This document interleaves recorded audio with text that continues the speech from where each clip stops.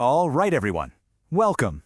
I know exam time is right around the corner, so let's do a super fast power-up session. We're going to absolutely nail the key poems on your ICSE syllabus. Ready? So, feeling a little bit stressed about poetry? Yeah, I get it.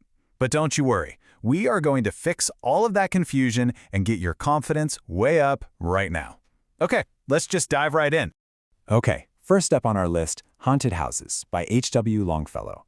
Now, the absolute number one thing you've got to remember here is that this poem, it's not actually about spooky ghosts. Nope, it's about something way, way deeper. So, here's the main idea, the big central metaphor you need to get. The poem is saying that any house where people have lived and, died, well, it's haunted. But haunted by what? By memories. The so-called ghosts are literally just our past memories, living right alongside us in the present. Now, what's really cool here is how the poem sets up these two totally different ways of seeing the world. You've got the stranger, right? Someone with no connection to the house. They just see what's physically there, the present. But then you have the poet, the narrator, and they can sense everything, not just the present, but also that whole invisible world of past memories, all happening at the very same time. So, what are these memory ghosts actually like?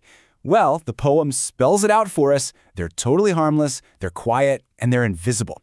They don't walk, they glide. And here's the key word, guys. Lock this one in for your exam. Their presence is impalpable.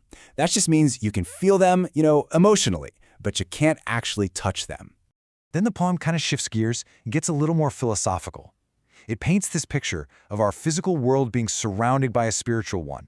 And the connection between the two, it's described as this shimmering, trembling bridge of light. And that's really a metaphor for our own thoughts, right? As they travel from what we know into the great unknown. Okay, let's move on to our next poem, the incredibly powerful When Great Trees Fall by Maya Angelou. This whole poem is built on one giant extended metaphor. The idea is that when a great tree falls, it represents the death of a great person, and the poem explores that huge ripple effect, how that loss touches literally everyone and everything around them.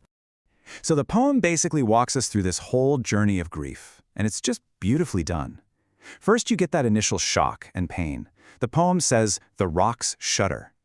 Then this deep, heavy silence sets in, like a kind of denial where our senses just stop working. They erode. After that comes regret, right? Those sharp memories of things we wish we'd done. But then slowly, acceptance starts to creep in. Peace returns, but it's not a straight line. It comes and goes. And finally, you get to healing and growth, where we find inspiration in their memory. And this all leads up to the most crucial point of the entire poem. It's that the final stage of healing isn't about forgetting it all. It's about looking back and acknowledging they existed, they were here. And because they were here, we can use their legacy, their memory, to become better people ourselves. It's such a powerful and hopeful ending. All right, let's switch gears completely and have some fun with the hilarious poem, The Power of Music. Meet our main character, Bishmam Loshan Sharma. And this guy, well, he is an awful singer. I mean, truly terrible. But the thing is, he is completely 100% determined to sing no matter what. And the result of his singing, it's pure, absolute chaos. We're not just talking bad here. We're talking world-endingly bad. People are panicking and fleeing for their lives, horses are just collapsing, carts are overturning, birds are literally falling out of the sky, even the sky itself, the poem calls it the welkin, starts weeping. It's just this brilliant, over-the-top exaggeration of how terrible his voice is.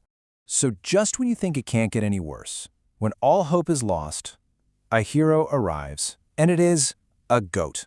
I'm not kidding, but listen, this isn't just any old goat. The poem calls him the most sagacious fellow, which is a fancy way of saying he's the wisest dude around. And he just bravely charges at Bisham and finally puts a stop to that awful noise. But here's the thing, okay? Underneath all that comedy, there's actually a really clever political satire going on. Think about it. Bisham, with his loud, oppressive singing that just won't stop, he's a symbol for the forceful British government who wouldn't listen to the people. And our brave hero, the goat, who finally stands up to him, well, he represents the Indian freedom fighters. Pretty smart, right?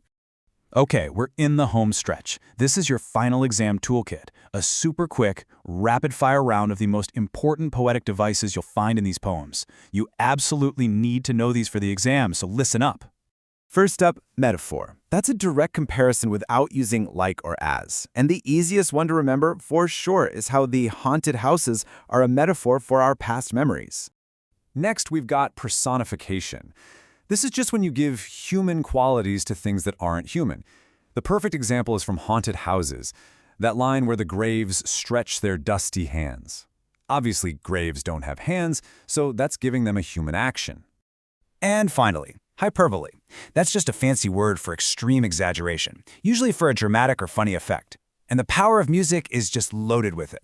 I mean, the idea that Bisham's singing is so terrible that trees actually collapse, that is a huge, hilarious exaggeration. So I'm curious, which of these ideas is going to stick with you the most for your exam? Is it the memory ghosts, the journey through brief, or maybe the heroic goat who saved everyone's ears? Whatever it is, use that as your anchor. Lock these ideas in your brain. You are gonna do great. You've got this. Good luck.